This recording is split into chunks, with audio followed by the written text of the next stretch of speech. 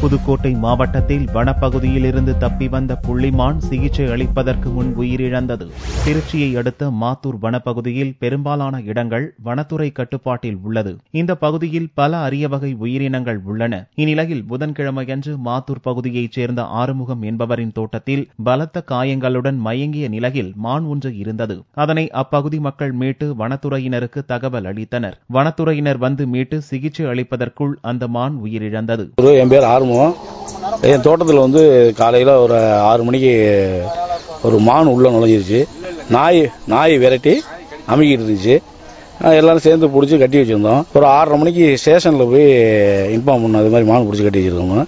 அவங்க ஃபாரஸ்ட்டுக்கு தெரியப்படுத்துறாங்க, தீயணைப்பு துறைக்கு தெரியப்படுத்துறாங்க. இன்னும் யாருமே வரல. 9:30 மணிக்கு இறந்துருச்சு சார். மானின் உடலை கைப்பற்றிய வனத்துறையினர் வேட்டையாடுபவர்களால் மான் காயமடைந்ததா அல்லது நாய்கள் ஏதாவது கடித்ததா என்ற கோணத்தில் விசாரணை மேற்கொண்டுள்ளனர்.